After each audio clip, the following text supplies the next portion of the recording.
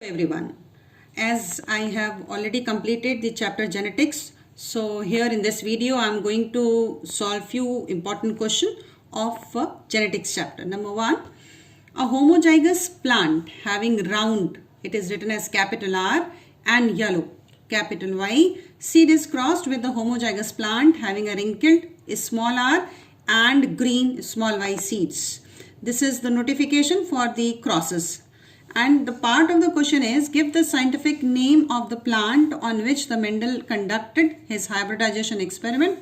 I have already written the answer, that is Pisum sativum. Again the same procedure, P capital, Pisum underline and sativum, S small and underline, genus and species. Now going to deal with the part of the question. As we know that the capital R is indicating that this is the dominant character over the small r. And this yellow capital Y is indicating that it is a dominant character on the green, that is small y. So now the next question is, give the phenotype and genotype. So now we have two things. Number one is the phenotype and second is the genotype of the F1 generation. So the most important thing is to take the parents according to the question. As we can see that for one character, the capital R and the capital R is written, and the small r and small r I'm going to take over here. And for the second character, this is capital Y and capital Y, and here it is small y, small y. Hybridization means a cross sign is there. When the gametes will be formed, doesn't matter how many gametes are to be formed, but from this plant, one type only, that is capital R with capital Y. In the same manner, this is again small r, 1 and 1. So this is small r, again this is small r, and it will be there with a small y and a small y. So now we have only one type of gamete from one parent and one type of gamete from another parent. So now going to put the gametes, that is capital R, small r, small r, as these are the traits of one character, and this is capital Y, small y and small y, traits of another character. Now here this block is there for this one and this one. So this is capital R, capital Y and small y. Again capital R, capital Y, small y, capital R. So all are similar over here. All are similar. So in F1 generation, the question is asking in F1 generation phenotype and genotype. As we can see, the capital R is here, so it will show its character, that is round. Capital Y is here, so it will show its character, that is yellow. So phenotypically, the phenotype of this plant is all plants will be having round seed with yellow seed coat, with yellow seed coat. For writing the genotype, you can observe that this is heterozygous. So along with this much sentence, at last we will write heterozygous. That means the plant is having two different types of the alleles for one character. Now the third sub part of the same question, having a round and yellow, wrinkled and green. The next third part of the question is dihybrid phenotypic ratio and the phenotype of the offspring. So the question is there into two parts. So dihybrid phenotypic ratio, the part number 1 is 9:3:3:3:1. So 9:3. Phenotype of the offspring, 9 plants will be yellow seed coat with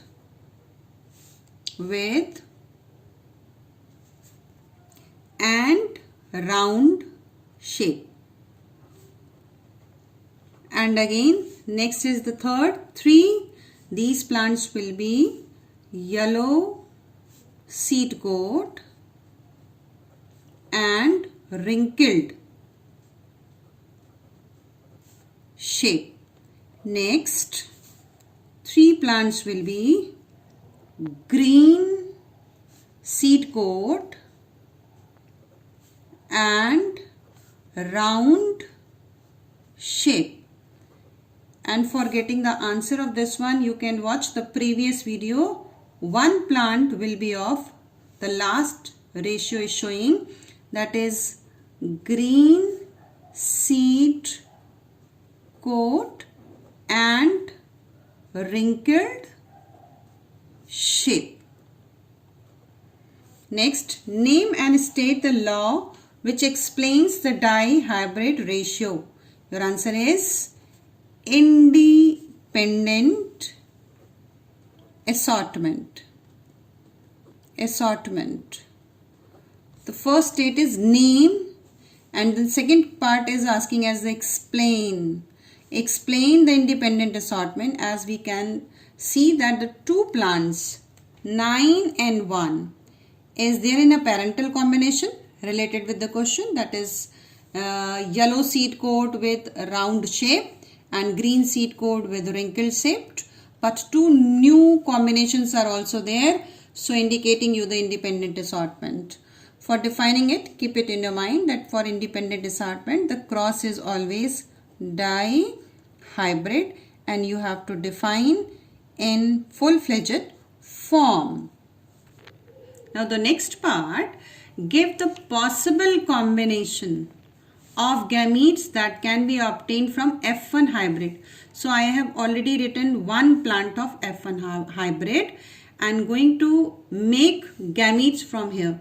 So this capital R can go with capital Y. So this is capital R and capital Y.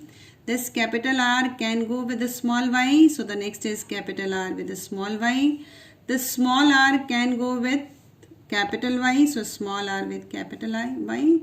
And the small r can go with small y. So it is small r and small y. So 1, 2, 3 and 4. So 4 types of gametes are formed. Now the second type of question I am going to start. Write answers of following parts. Number 1, state law of dominance.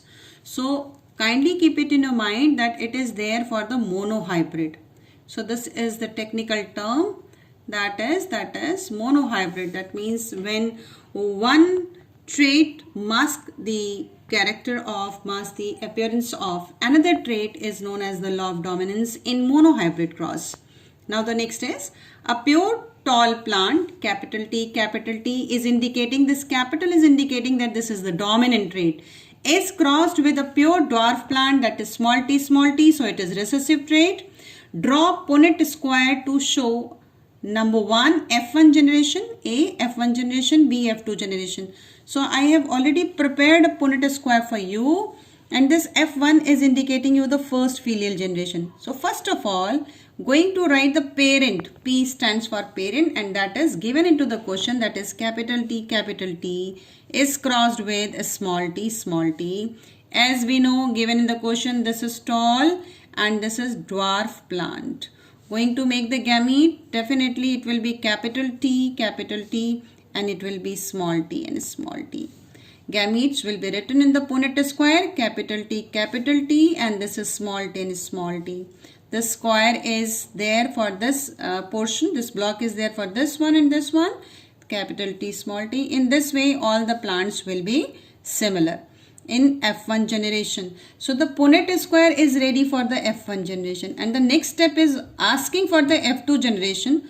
So we know that for the F2 generation there is a selfing in between two plants of the F1 generation. So the next step of writing is capital T small t is crossed with capital T small t. Now we will make the gametes, that is capital T and small t, and again from here that is capital T and small t. Going to write down the gametes like this is capital T and small t, capital T and small t, and according to block I am moving capital T. Here it is there for capital T small t and small t. So the Punnett square is ready. But related to the same cross, the next question is give the phenotype of F2 generation and genotype. So So you can observe that the capital T is present. So this plant is tall, this is also tall, this is also tall, but this is dwarf. The question is asking about the phenotype of F2 generation. So in this condition, the ratio will be 3:1. So that means this is tall and this is dwarf. That's it. Bye-bye.